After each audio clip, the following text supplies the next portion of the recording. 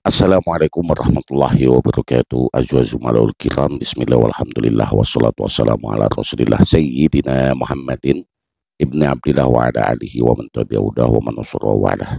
Ibadallah usikum menafsi bitaqwallah faqad fazal muttaqun nama ba'du. Qala Allah ta'ala fil Qur'anil Karim a'udzu billahi minasyaitonir rajim. Fabima rahmatin minallahi linta lahum walau kunta faddan ghalidhal qalbi lan faddu min hawlik fa'fu anhum wastaghfir lahum wasawirhum fil amri wa idza azamta fatawakkal 'alallah innallaha yuhibbul mutawakkilin. Sahabatku sekalian TA rahimakumullah dimanapun berada, puji syukur kehadirat Allah Subhanahu wa taala yang telah memberikan hidayah taufik inayahnya kepada kita semua. Semoga kita mendapatkan keberkahan dan juga diberikan keistiqomahan di dalam beribadah dan beramal soleh.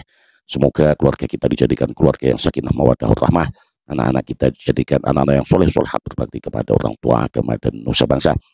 Sallallahu alaihi wasallam, semoga selalu kita sanjungan ke junjungan kita Nabi Agung Muhammad sallallahu alaihi wasallam. Harapan kita semua diakui menjadi umat kanjeng Nabi Muhammad sallallahu alaihi wasallam dan mendapatkan syafaatnya fid dini wa dunya wal akhirah. Amin Allahumma amin. Sahabatku sekalian TA rahimakumullah, saya akan menyertakan kumpulan video bukti penghinaan dan pelecehan Habib Alawi. Mereka itu sebenarnya bukan dari Hadramaut Yaman, mereka juga imigran dari Kaukatus, yaitu Yahudi Arganizi yang menuju ke Yaman, imigrasi ke Yaman secara besar-besaran. Tujuannya adalah Tarim Hadramaut, yang mana Tarim sebelum adalah kota pusat daripada Sakofah peradaban, kota yang melahirkan ulama-ulama besar sebelum abad 9. Tetapi setelah imigrasi besar-besaran dari Kaukatus merupakan keturunan daripada Persia lama menuju ke Tarim Hadramaut, berubah menjadi pusat kekurofatan Tarim minas Sakofah am Tarim minal kurofat. Maka diharapkan pemuda-pemudi Tarim ini tidak membiarkan hal tersebut terjadi. Maka dari itu kita pribumi bangsa Nusantara ini juga tidak akan membiarkan Nusantara ini menjadi pusat kekurofatan yang dibawa oleh klan Balawi tersebut. Mari kita dengarkan ajaran-ajaran kekurofatan mereka yang dibawa di Nusantara dan menyebar luas. Makam Habib Abdullah Al-Idrus, pusatnya Al-Idrus di sini. Dan nanti dari sini ke makam Habib Abdullah bin Al-Haddad yang dikatakan di situ jalan menuju makam itu termasuk daripada taman-taman surga. Termasuk taman-taman surga. Nah, nanti kita berdoa itu sambil kita makom di situ akan diselesaikan semua permasalahan. Nah, di sini juga begitu. Ziarah ke kuburan, dan kuburan kami itu semua bisa menyelesaikan segala permasalahan. Lebih mana mulai? Pak, ada seseorang orang soleh melihat Rasulullah SAW seakan-akan kok dia terlambat untuk ziarah Rasulullah SAW. Di situ Rasulullah menyampaikan, apakah engkau nggak tahu bahwa ziarah ke makam anakku Abdullah bin Alwi Al-Haddad ini bisa mengabulkan 70 hajat.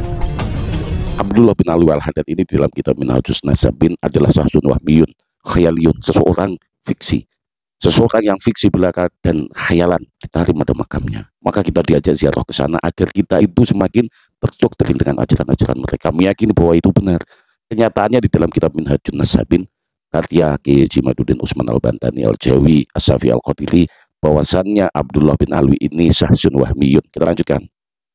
Dulu ada seseorang masuk ke kota Tarim, wali masuk ke kota Tarim, yang wali, subhanallah, Allah berikan keagungan daripada karomah mereka sampai memberhentikan matahari. Matahari itu dibuat berhenti agak lama asarnya. Matahari diberhentikan agak lama. Ini seolah-olah yang merupakan sunat Allah menjadi kekuatan bagi mereka. Jadi mereka memiliki kekuatan yang mana kekuatan tersebut mengalahkan Tuhannya. Ini adalah ajaran kurofat yang diajarkan di Nusantara oleh mereka. Jadi Habib di Indonesia, bersyukur kepada Allah Subhanahu wa taala sudah jadi Habib di Indonesia. Coba kalau jadi Habib di Afrika, auzubillah, panas.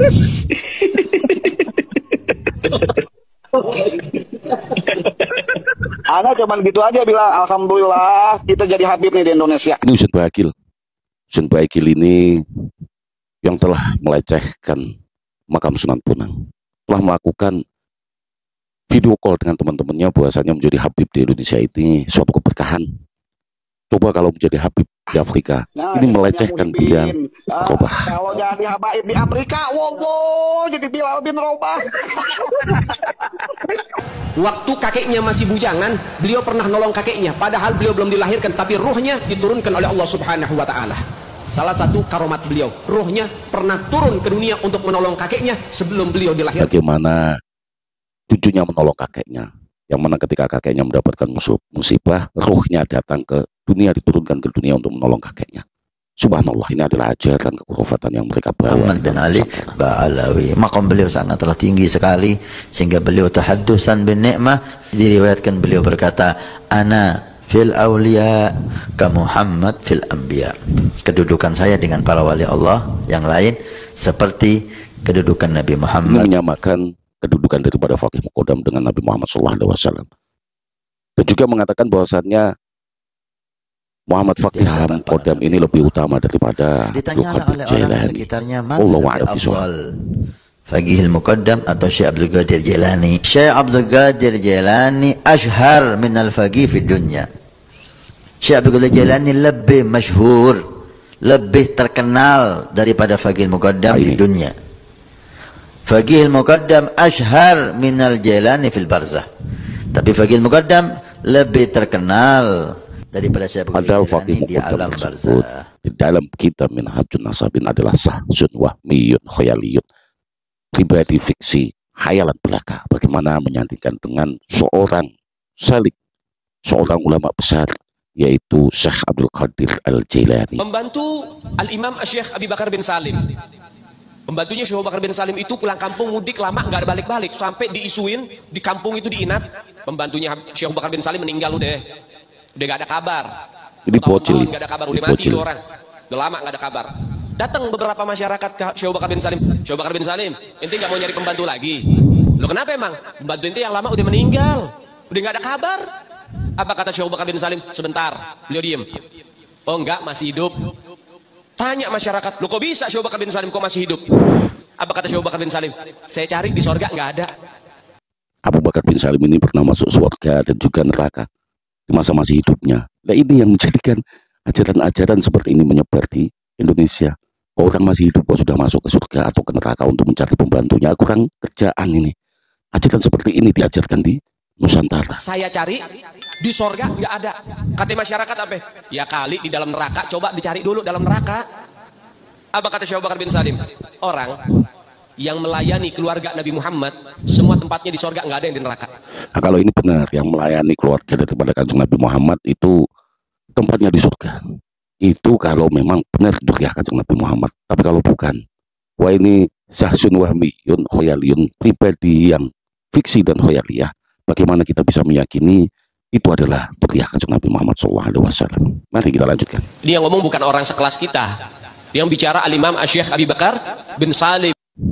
Guruku, kata Habib Ali Habib Bakar Atos, itu kalau waktu antara maghrib dan isya, Allah berkahi waktunya. Waktu berkah. Bagaimana waktu berkah? Guruku, kata Habib Ali, kalau waktu antara maghrib dan isya, beliau baca Yasin berapa kali? 60.000 kali. 60.000 kali. Limited edition ini. Muka-muka impor.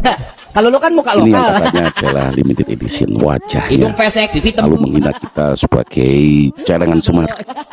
Ini yang merendahkan kita, seolah-olah mereka itu kaum yang mempunyai strata tinggi, privilege, hak istimewa di tengah-tengah kelompok masyarakat. Ini yang menjadikan stabilitas nasional terganggu. Celengan semar. Ketawa-ketawa lagi. Mari kita lanjutkan. Jadi, kok bisa menjadi bayi yang sangat mulia, bayi yang dibuat tawasul. Nanti kita akan ceritakan insyaallah. Artinya yang dimaksud ya terim wa ahla adalah ya terim ya Allah barokah kota terim, kemuliaan kota terim dari doanya ada para sahabat dan para aulia, wa ahlaha, dan juga barokah yang tinggal di kota terim penduduknya. Siapa penduduk kota terim? Para wali Allah yang laki, para wali yang perempuan. Bayi-bayi yang lahir di kota Tarim itu otomatis menjadi waliullah. Mereka kalau Lailatul Qadar, Masya Allah, besoknya subhanallah. Mereka ketika setelah subuh begini diajarkan mereka, karena rumah di kota tadi kita lihat, antum lihat di belakangan ini kan doktrin ini coklat, yang ini putih, akan privilege kan istimewa yang mana duriah daripada para alawi ini seolah-olah lebih mulia daripada kelompok-kelompok yang lain. Mereka para wali yang ada di kota Terim, yang perempuan pun mereka itu tahu datangnya Lailatul Qadar. Kalian semua jangan sekali-kali kalian meragukan nasab mereka, karena nasab Ba'alawi itu adalah mereka menghina semuanya, tapi ketika dihina oleh victim itu beliau bilang begitu. Inilah sifat-sifat daripada klan Ba'alawi. Bukan karena cari muka. Jadi ailahnya dulu juga merekayasa huruf itu pun, yang mana menulis manuskrip-manuskrip yang tersebar di Nusantara ini, manuskrip misterius Nggak level. yang tidak ada literasi dan bisa masdarnya. dibandingkan Salman Al-Farisi dengan Abu Lahab? Nggak level. Tapi paman Nabi kufur kamu regani, Allah sudah tidak menghargainya, buat apa kita hargai? Awam cinta kepada habaib bukan level jauh lebih mulia dibandingkan ulama, tapi benci kepada habaib. Orang zalim dia aman dari semuanya, ketahuilah mereka masuk surga karena syafaat kami keluarga Nabi SAW. Walaupun karena syafaat kami, kamu merasa gak ridho, kamu gak rela, itulah kami keluarga Nabi SAW bisa memberikan syafaat karena kami adalah keluarga Rasulullah SAW. Abu Bakar Al-Habib Abdullah Al-Idrus tidur di tempat sampah 3 tahun. Tidur di tempat sampah, Pak. 3 tahun tidur di tempat sampah. Ada tempat sampah kayak gini-gini nih, tempat tidur. Dilihat orang ya kayak orang gila gitu. Tapi wali besar. Makanya di Indonesia itu ada Zihad, dianggap wali walaupun udah kecil dan Ja'far Al-Qam. Punya anak, keramatnya. Inilah ajaran-ajaran yang diajarkan oleh Ba'alawi di tengah-tengah warga Nahdien dan didoktrinkan dengan terstruktur, sistematis dan masif. Satu kebatilan yang dibungkus seolah-olah menjadi kebenaran lama-lama akan diyakini dengan kebenaran. Yang lama-lama diyakini menjadi kebenaran. Ini ajaran-ajaran khurafat. Pengajian-pengajian dan juga tausiah-tausiah mereka itu isinya adalah menyanjung akan ilahnya leluhurnya. Yang mana leluhurnya itu lebih utama daripada yang lainnya. Jika saja suatu kelompok itu mengharapkan privilege, hak istimewa, merasa dirinya lebih mulia, lebih suci, maka tatanan negara ini akan terkoyak-koyak. Stabilitas nasional tidak akan bisa terjalin. Karena apa? Ketika sebuah kelompok merasa dirinya itu lebih mulia dari yang lain, akan terjadi kesenjangan. Padahal Islam itu mengedepankan akan akal, ihtiramuddin lil akli, dan juga agama itu mengagungkan akan kesetaraan antara manusia, al-musawwat bainan nas. Jadi kesetaraan, tidak ada kasta, tidak ada yang lebih mulia. Kemuliaan di hadapannya Allah itu adalah mereka yang paling bertakwa. Inna akramakum indallahi atqakum. Mari kita berpikir secara logis. Ajaran-ajaran seperti ini apakah bisa kita terima? Inilah kekurufatan yang nyata yang dibawa oleh klan Ba'alawi di Nusantara. Maka dari itu, para muhibbin, dengarkan ini. Berpikirlah dengan kritis, berpikirlah dengan akal sehatmu. Semoga saja setelah mendengarkan ini, para muhibbin ini sadar bahwasanya kalian itu hanya menjadi jongos-jongosnya dan akan selamanya menjadi akhwal, suruhan-suruhan, jongos-jongos mereka. Inilah klan Ba'alawi yang ada di Indonesia. Ini harus kita sikapi. Semoga saja apa yang terjadi di Hadramaut Tarim tidak terjadi di Indonesia. Bahkan Indonesia dikatakan milik Aulia Tarim. Itu adalah upaya mereka akan menarimkan Nusantara. Semoga bermanfaat. Wallahul muwaffiq ila aqwamit thoriq. Assalamualaikum warahmatullahi wabarakatuh.